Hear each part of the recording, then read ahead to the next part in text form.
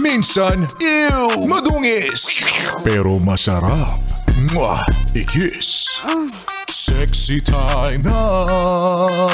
Sexy Mega!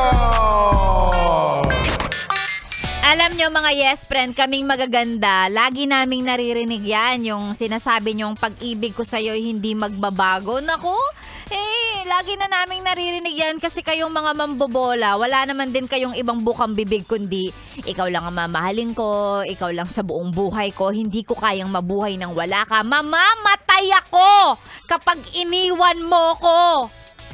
Tapos 5 years pagkatapos nating maghiwalay, humihinga ka pa naman. Ano yun? Ay nako, ang bottom line lang ni Sexy Megan, alam nyo ha, minsan, oo, totoo naman, masarap makarinig ng pambobola. 'Di ba? Totoo naman yun. Kasi sometimes yung pambobola, it's also a form of paglalambing. 'Di ba? Sarap naman talaga. Pero dapat may boundary, be. Dapat may hangganan. Dapat alam mo lang kung hanggang saan. Oo, masarap makarinig ng bola. Pero may mga pambobola na kaya rin naman patunayan eh.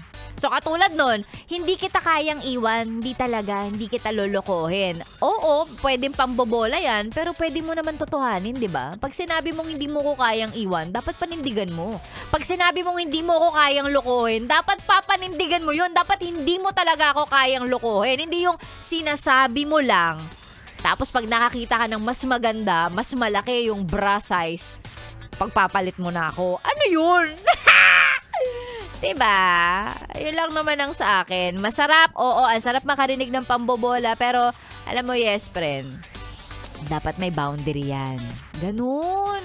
Hindi ka lang din dapat puro pambobola, dapat pinapakita mo rin. Sabi-sabi ka na may mismo ko, hindi mo naman ako pinupuntahan. Eh ano ngayon kung taga Fairview ka, tapos taga Cavite ako, eh namimiss mo ko, diba? Dapat pupuntahan mo ko. Ganon. Ganon ang namimiss. Sinasabi mo mahal mo ko.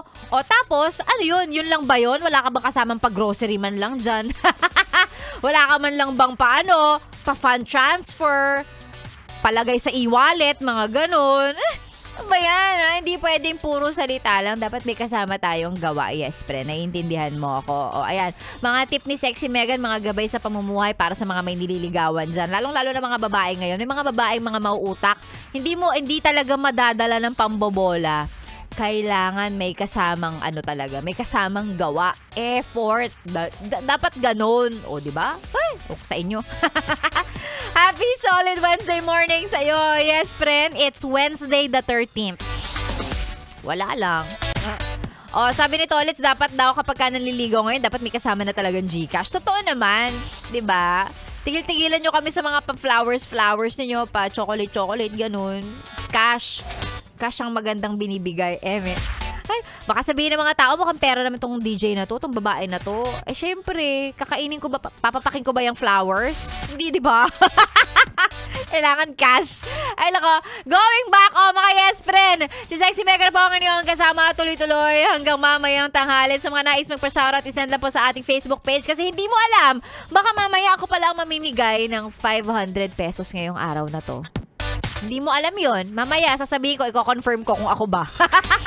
Again, ang mga pa-shoutout ay send sa ating Facebook page, DJ Megan Yes FM. Samahan ng picture ng radyo kasi gustong-gusto ko nakikita kung talaga bang naka-Yes FM kayo. And of course, please make sure na naka-follow, naka-like sa FB page ni Sexy Megan. That's DJ Megan Yes FM. Ako na po ang inyong kasamang nagre-relax, pampakalma sa inyong Wednesday morning. This is 101.1 Yes FM. Solid!